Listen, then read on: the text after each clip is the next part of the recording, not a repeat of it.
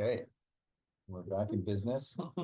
On the CMHC projects, there's three broad categories for energy savings, accessibility improvements, and site improvements. LMCH received 10 million in funding in the last quarter with an additional $1.5 million, I think, pending approval. And here's my summary of those reports. Great, and you'll move the reports for information I will move reports as a package, and somebody second them, Kathleen. So we'll just ask for questions or any comments about those reports. All right, all in favor? Receive those. Go ahead, Greg, on the next reports. I'll let you deal with those if you wish. So on that front, I was being guided by the agenda, and I thought John, I think, is up next and may comment briefly on those. The first is the operating budget, and that's our new finance, but he's not here tonight. I think I have. Can we have a capital update first? I'm looking at a capital okay. project update. Where is it? Oh, do I have the wrong agenda? Finance reports for approval. Yeah, under 9C. Oh, really? Yeah, he was missing the top. Okay. All right. So you've got a finance reports for approval. Is that what we're? That's what we're into. Okay, go ahead then. And we'll do those. But I thought I saw Rod Cunnington's name there. He is on the next one. The first one's up. Go ahead.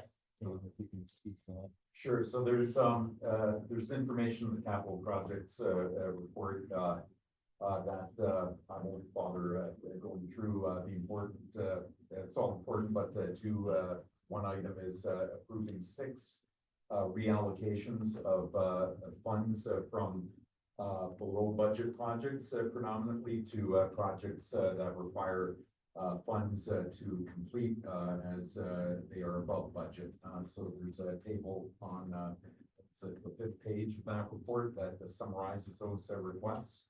And the main thing is that as we go through our Yardy and construction manager cleanup and more rigor into the use of Yardy, we're identifying gaps in projects and trying to even it out. And then 6 are a step in that direction. So looking for your approval with those reapplications. Thank you, and you'll move it, right? Move it. Seconded by Sarah. Questions or comments? All in favor? So the next one is the operating budget, is it? Am I wrong about that too? No, Go ahead, I'll turn it over to you. Okay. We'll have Worcester here to present this one, or are you going to do this? Yes. Want me to? I'll introduce the 2025 operating budget revised. We had originally approved the 2025 operating budget as part of the multi-year budget process in August of 2023. So what you have before you is the revised budget that includes the funding for business cases that were approved by the City of London.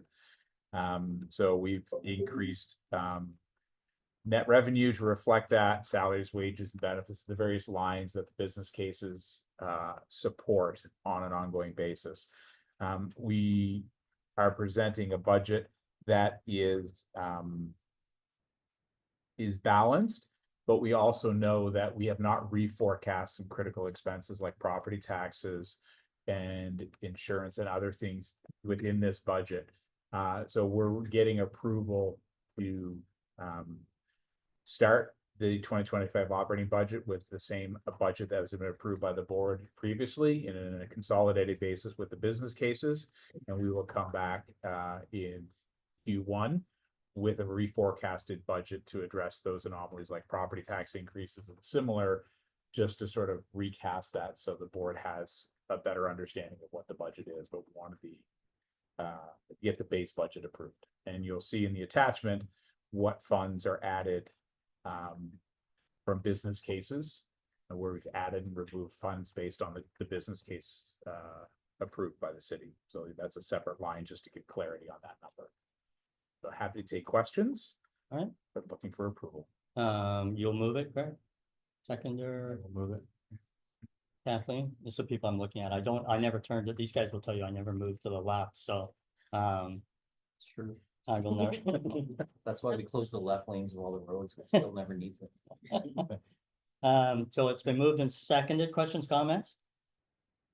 All those in favor? Thank you. The next two important, just a preview on the next two, they're important reports. There was a lot of discussion about both of them, which is our, but put it this way, it's our project we're doing now and our moving forward with plans to do new projects. So these generate a lot of discussion. Sorry, I didn't mean to rain on your parade, but I thought it would Oh, be. that's fine. I would like to tap John again to give the highlights on these. Yeah, why don't you do both, John, at once, and then we'll move in second both. If you talk about Southdale and then regeneration, that would be great. Thanks. Sure, okay, thank you. Reimagine Southdale, I will give a few verbal highlights. It's just actually there today. And the report highlights how, it will be weather tight. It is weather tight now. Except for one major window on each floor, which is used for access drywall equipment, that sort of thing, but they make that weather tight at the end of construction day. So there's work going on inside, frames up around the penthouse and the cooling, the equipment on the roof. So it's looking like real building. More importantly, the real building site, the pavement, the first coat goes on, the curving is in. And so if you drive there now, it's like you see a building with, parking lots around it, which is great. So it's coming along fine that way. We still have healthy contingency funding in the budget, partly due to the credit we received on the siding that was removed. The blocks that were demoed, that was priced in, and that we didn't need that. And we dug into that a bit, but there's still about 1.2 million, I think, in contingencies left. Schedule has of late slipped slightly, and we'll report on that more in the next quarterly report. But there's no danger to occupancy or substantial completion. Certainly, substantial completion by mid-June. So those are sort of the highlights. The thing we're looking for approval in the Reimagine Southdale report is reallocation of 159,000 from the electrical sub-meters budget line to the playground equipment line. The reason we can reallocate that is we had budgeted 159,000 for sub-meters, and the contract now does not require us to pay for those sub-meters. So that's a zero expense. That's taken care of by the agreement we have with AES Electrum for the sub-meter. Why do we need to reallocate to the playground equipment? Because we had budgeted funds that were inadequate as pricing came in. We tendered for those and got lower prices, but still above what we were looking for. So that 159 will put us in the right spot to win that playground equipment. Also involves relocating playground equipment, so that's why it's a bit more expensive. So we're looking at going for approval of that 159. Should I stop there or just go into it? Go into the regeneration and we'll get them both done together. They're sort of a similar vein. Yeah, so as Reimagine Southdale is, we call it the first step of regeneration of LMCH's assets in decades. The regeneration plan RFP report that you see in front of you, we're looking for approval to award a $247,000 contract to Harco Inc. For completion of our phase 1 regeneration plan. We had issued an RFP, tendered for a consultant to put together a regeneration plan earlier in a few months back. 6 respondents had registered and looked at the RFP and had given indications that they were going to respond. We got a number of questions from a number of them, which is a good sign, clarifications, that sort of thing. At the end of the day, we only got one response, and that is Harco. Harco came in and met with the bid evaluation committee and the senior leadership at LMCH, did a presentation and answered some questions. We scaled back the initial RFP request, which was to do a regeneration plan on all the assets front to back, and we had budgeted a level of dollars to do that, and the response came in quite a bit higher. than what we had expected. So we, negotiated with Harco and said, you know what? It's probably worthwhile to chunk this out in phases. Phase one will look at the couple low hanging fruits in the asset mix, Strathroy property to Tecumseh. And we're also going to pull Ladybrook into that as well. What's the low hanging fruit? Something that we can quickly put a business case together, put something in front of the board and ultimately shareholder for redevelopment along the likes of reimagined Southdale or something completely, something different. But the point is adding more new net housing stock, whether that's demolishing some units that we're looking at, building new or building new completely greenfields. The other reason phased in approach is good is because when you think of it, we're sitting on, we're dealing with $1 billion in assets, right? When you look at our asset base, so 900 to $1 billion in assets plus or minus.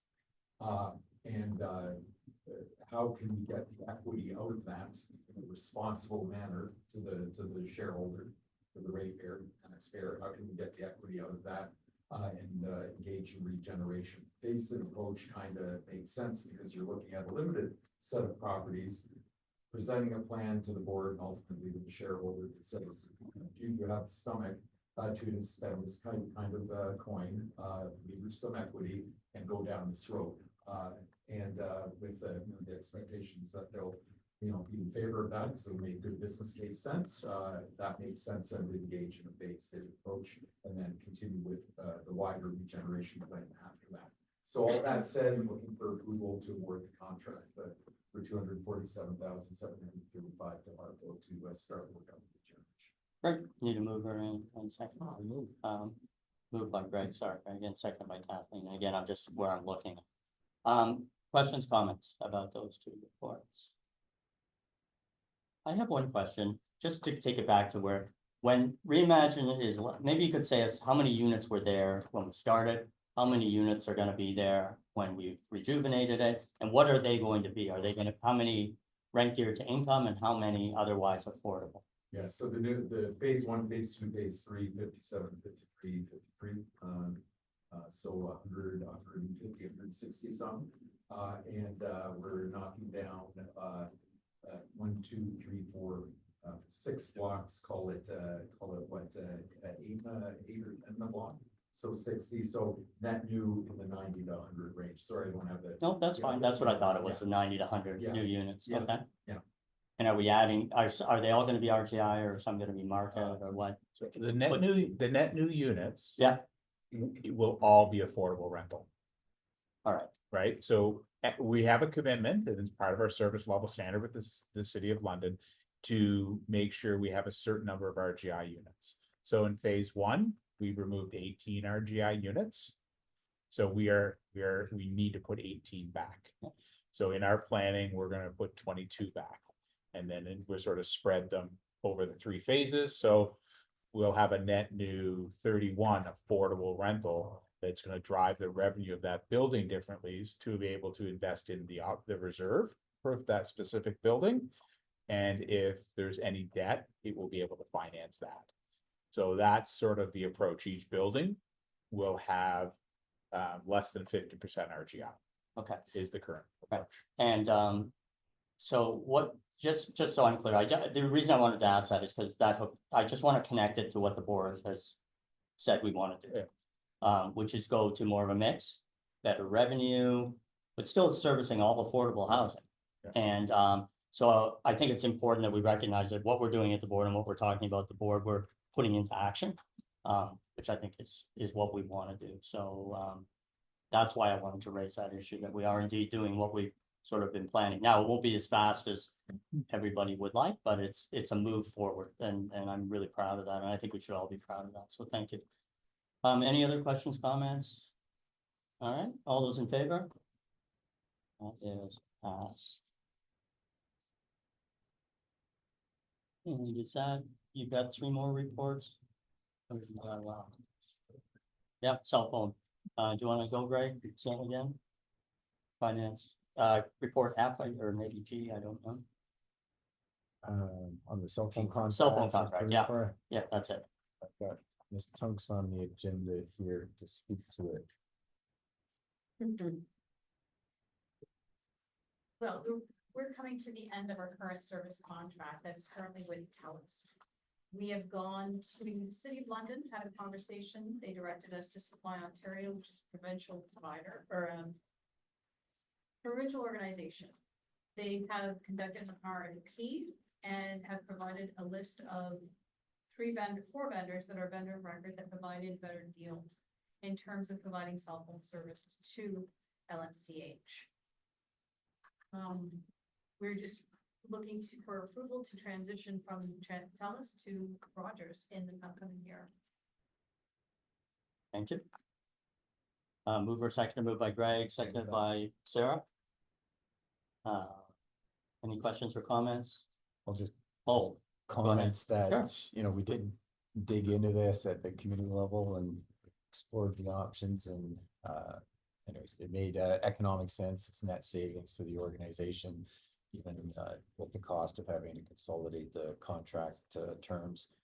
So we're all for operating savings, so let's recommend. any further comments, questions? All in favor? I need your votes. Thank you. That doesn't sound very democratic, does it? Next is the payroll services. Go ahead, Greg. So, welcome to Dirt Comics. Please, and thank you. Chair. So just very briefly, LMCH has identified due to some operational turnover, staff turnover issues, and there's some operational concerns with our payroll provider, as well as focusing on some of the staffing growth that we were experiencing through the business case funding provider, that we need to look at a more professional solution for our payroll services. After doing some market analysis, looking at our existing provider, we've determined that the most feasible option is to maintain with our existing payroll software company, which is saying we've been with for an extensive period of time and have access to a lot of information history. And to also award them, that's what we're here today, possibly by awarding them the contract also do our outsourced payroll services, which is currently done by a professional service provider consulting. I think the important thing for us is that we'll be moving towards a professional and accredited organization to assist us, which I think will address some of the operational concerns we've experienced here the last year, but also that we can do so in a cost-effective manner. So the total costs right now approximately for ADP for the business software and for Precision for their professional services is approximately $35,000 per annum. And moving to ADP along the time, short-term incentives will have a modest saving in the first few years, but it will ultimately be cost neutral for the organization. And we believe that it's the correct step. So I think if we look at the top row scheme that the board us and authorize us to take this conversation. Any comments or you just wanna? No, I okay, think mover that's seconder, moved by Greg, seconded by Hadley. Any questions, comments? There being none, all in favor? Thank you. And the last report, Greg, you have is adjusted market rental rates. That's Sorry, that one, yeah. Andrews. This will be your last presentation, so make it good. Oh, well. No pressure. This is how you'll be remembered all your years. If you screw this up, you're going. So you're just gonna turn my request for approval down, just like, oh, I'm losing them. No, this is, an adjusted market rental rate report. So, earlier this year, we were here and we asked for, an adjustment to 2.5% to the current market rental rates for existing tenants, with the goal that we were going to come back after we've done a little bit more market analysis and ask the board to approve a reset of our rates to the AMR, which is about 80% of market rental rates. Our old rates were anywhere from between 62 to about 65% of AMR, so quite well below what should be sort of the standard for market rentals. So the report contains the new levels that we are asking for. That would be established as of January 1.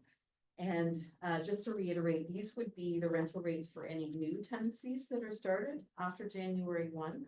So these would be for any of the units at our new build on Southdale, but this would also impact tenants that are transferring.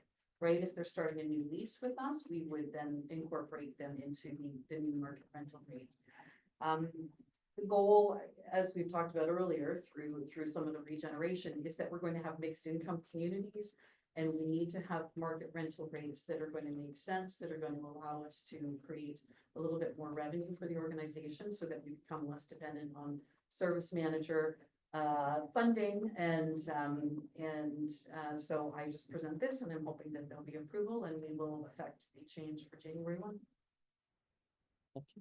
1. You'll move it? Yeah, Kathleen, you'll second it. Any questions or comments? Again, thank you very much. This again, builds into what we're trying to do is get more market rental rates, but you'll see those market rental rates are still very reasonable rents for the city of London. So we're still gonna be helping people with affordable housing. We're just gonna get a little more revenue so the people to my left won't be under stress all the time when they get my annual report.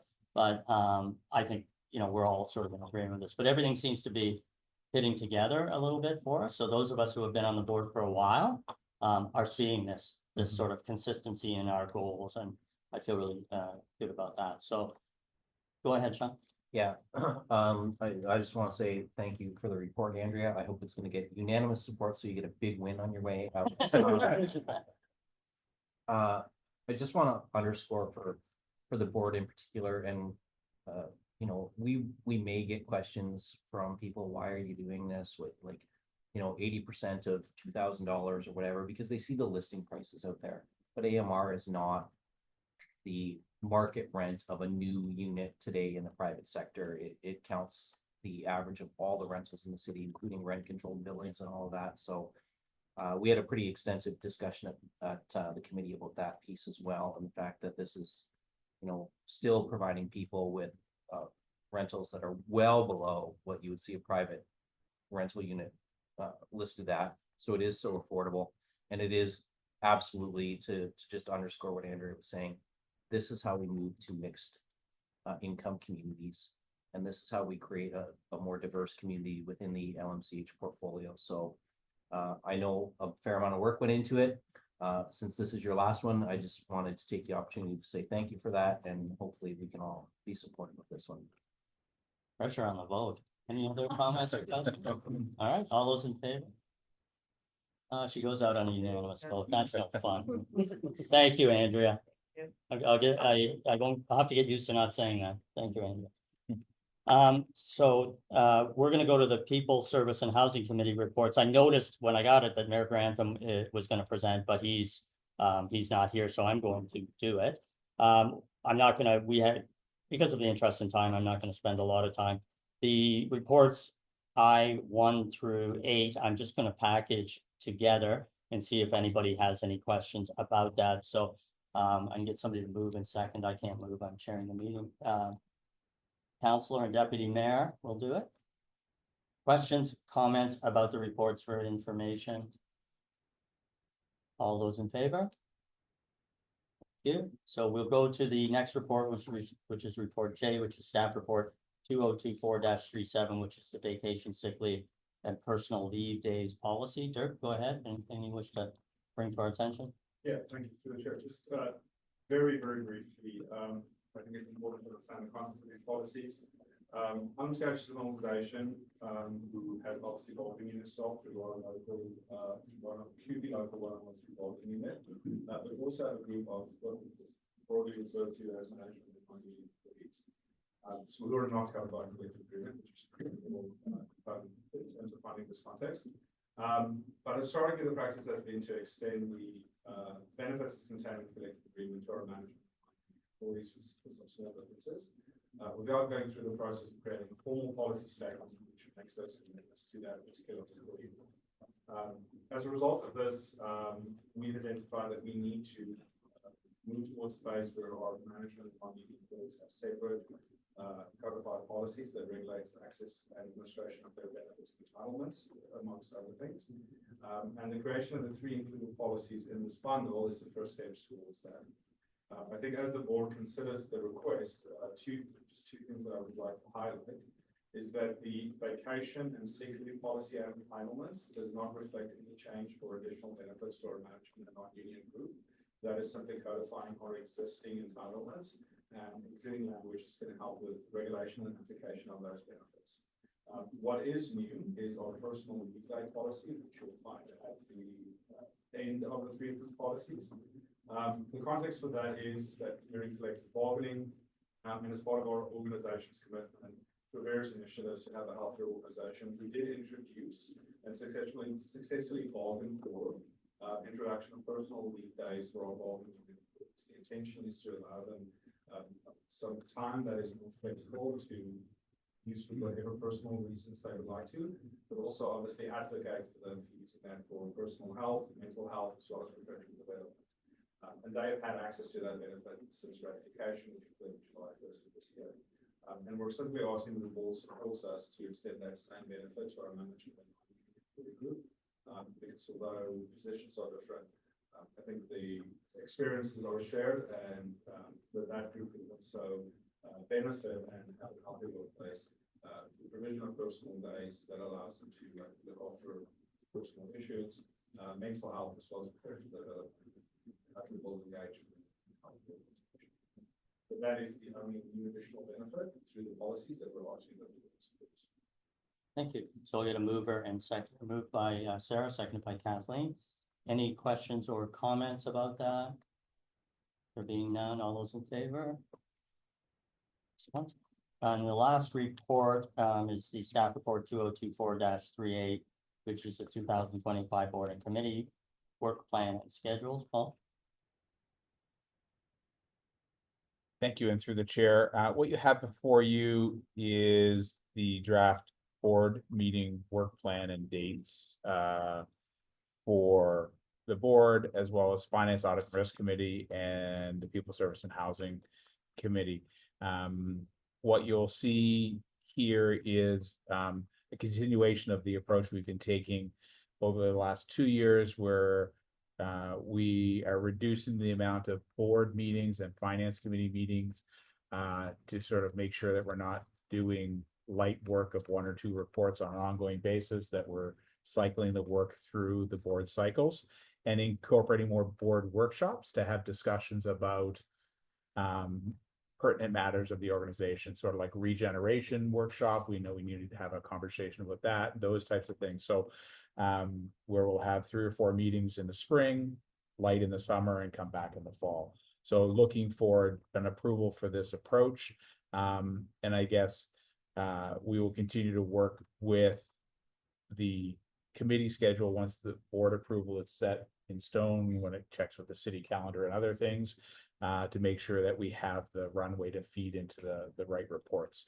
And I think we will recommend a discussion with all the board members to make sure that board and committee times, dates, and still fit the members, their members' calendars. So making sure that everybody is able to attend on a regular basis. So looking for approval of the work plan. Thank you. Moved by Hadley, seconded by Sarah. Any comments or questions?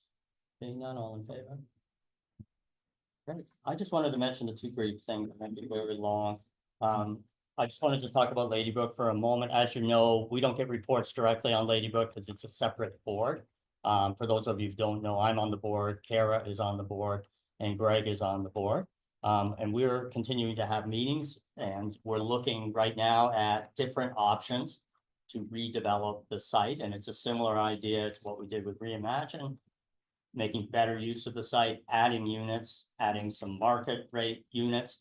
But it's very early going right now. We've reviewed some plans and that sort of thing, but a lot of work left to do with the city. And just to make sure that this board knows about it, it's kind of a strange situation because you're not the board of that. It'll come through to this board through the regeneration plan. So when anything happens with Ladybrook and we get any reports, it'll come through there. I'll continue to report regularly as I can, just so you know things are happening. No decisions obviously have been made on the nature of what the build will be or what it will look like. But I can assure you the idea is the same as we're doing with reimagined. So, any questions, comments? Yeah, thanks for the chance to ask some questions about this. I've been curious for a while. What's the condition of Lady Brook in terms of like the units in dire shape or? Oh, how's yeah, it- go ahead. I will say that Lady Brook is a 1960s maisonette build. So it does have some challenges on site, much like our 70s builds. There's asbestos, they're back-to-back townhouses. So there's some water penetration on in some portions of it and some, so, it is well worn. So it's, while the shell itself is fine, just the way it was built, it's gonna be hard to maintain its current state. One of the things, I think what we're seeing, and we've been managing this site for about 14 months, is there's a lot of deferred capital in this site that requires investigation and review. So, while it could be sustained in its current form, I think the cost per unit to do that is going to be quite significant. And it makes sense to regenerate the site. So, and whether that's phased and how we do that is part of the conversation, but there is a significant capital deficit on the site that the operating revenue does not cover. Right, so we're at end of mortgage agreement for that site, so the mortgage was paid off in November. So we need to negotiate new subsidy levels with the City of London is the process. And we're sort of investigating that, but I think the biggest challenge for maintaining the status quo is the capital repair deficit and the forecasted capital need. I'm just curious. Yeah, thanks. Any other questions, comments?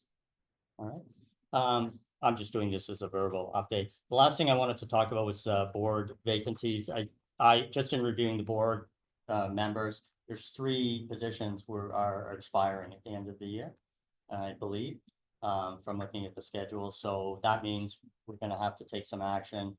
And these are already sitting members who are going to be expiring at the end of 2024. You're looking at me quizzically. yes. So I will say that members who expire on December 31st of a calendar year will sit until the AGM. So which should be June. So I think that may be something that we talk about the recruitment strategy for the board as we move forward, but yes, I didn't think it was 3. So It is. Okay. There's 3 members of this board whose terms are expiring. Okay. So that'll be part of a discussion with those people about what do you want to do? What are you interested in doing? offering, The other thing, and I'm not gonna go through who it is, and one is me, by the way. The other thing is, some people may be surprised that their terms are expiring because they haven't been here for 4 years. But when you get appointed, you're taking over another term of a person who may have resigned, right? So that's, like, I've only been here for 2 years at the end of December, so we'll talk about it. Nothing to do tonight. I just wanted to bring people aware. I think it's fair that we're aware as a board that we have 3 people whose terms are expiring, but it doesn't mean you're done on the end of December.